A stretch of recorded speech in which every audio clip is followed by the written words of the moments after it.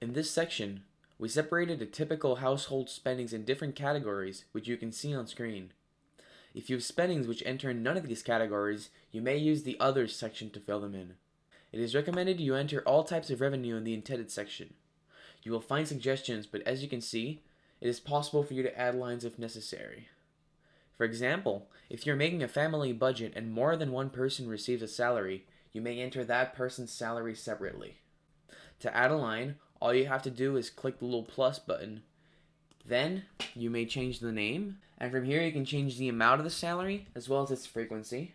You can also modify the date it was put into effect, which is useful for completing the cash flow plan. Finally, if, for example, you don't work during summertime, it is possible to modify the applicable months. This is done by clicking on Advanced Options, then on Indicate Applicable Months, and then choose which month apply. This will update your revenues.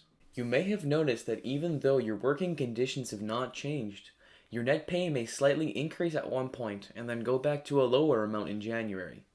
This typically happens when you have reached the maximum contributions for various governmental programs, for example employment insurance.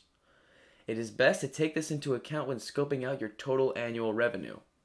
To do so, you may create a second phase of revenue in your budget following these simple steps.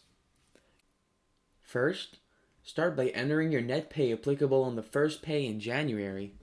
Then click on Advanced Options and then indicate here the date at which your net pay starts varying. In this field, enter the net amount applicable from that date until the last pay in December. This will not only update your total revenues for the year, but your cash flow plan as well. There is also a section for punctual revenue, like bonuses. Once you're done filling in your revenue, you should move on to other parts of your budget. You can do so by clicking on Save and Next to go through every single category of spendings, or you can go through the little icons at the bottom to quickly travel in between categories. For your spendings, you can also modify the amounts, frequency, or dates of reference. By opening the Advanced Options menu, it is possible to select whether these spendings are financial engagement, essential spendings, or optional spendings. A financial engagement is a contractually obligated spending you cannot avoid. An essential spending is something you cannot or are not willing to avoid, and whatever doesn't fit in both these categories is called an optional spending. This last category is what we will focus on to help you balance your budget. Different frequencies require different types of reference dates.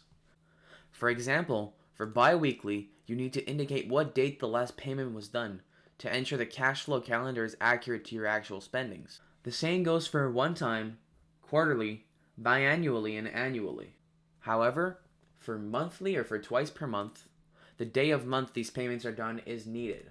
Once you're done organizing your budget, it is possible to see a quick overview of it by going to the Summary section. Here, you can see stats on your budget's distribution, like where is going what percentage of your money, the global flexibility of your budget, as well as the amount spent in each section of spendings.